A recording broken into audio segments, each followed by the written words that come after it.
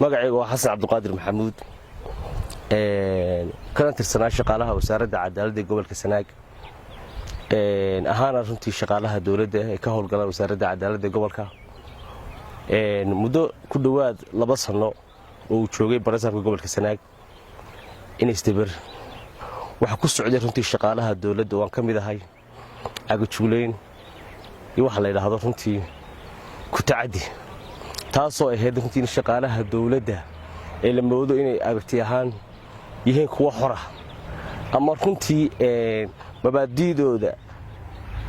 aan muujin maadaama shaqaalaha dawladeed yihiin oo xeerka shaqaalaha dawladdu aan ogolaan haddana ashxaas ahaan loo tuhmayay inay kuwa xor ah la beegsanayay kuwa shaqada laga joojiyay kuwa mushaharka laga hakiyo ilaa gaadhay in barasaabka in istibar uu gaarsiiyay xaalad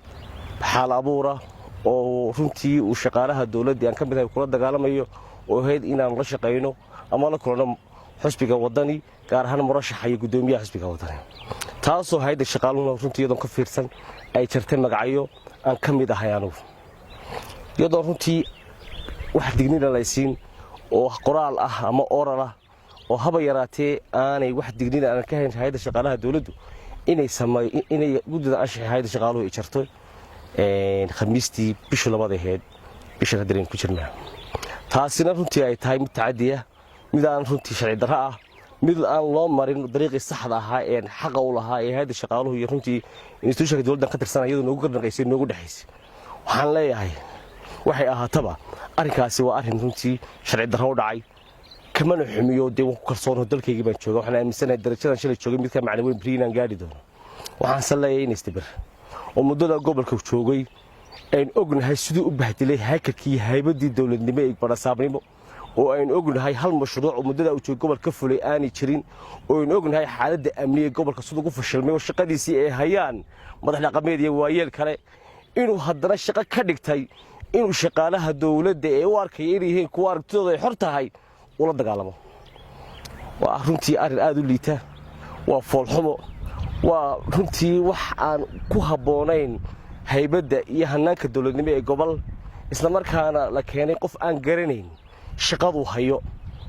oo ay tahay shaqadiisa shaqadii hore ganacsada u shaqeey jiray oo uu sheegay shaqadiisii hore uu ku fashilmay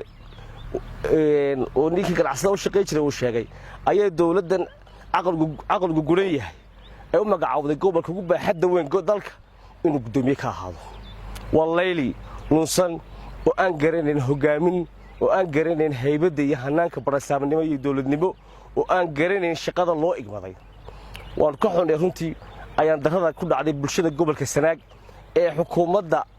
guud ahaan shacabka Soomaaliland jirta aanay mahadin sida gaarka ah gobolka Sanaag ee u waxyeelaysay oo u keentay qof aan garanayn shaqada loo igmaday arrinkaasina wuxuu gaadhayaa in runtii bulshada ku dhaqan gobolkani iyo dawladdu ay noqoto kuwo si toos ah u kala gaab furta u kala xarka furta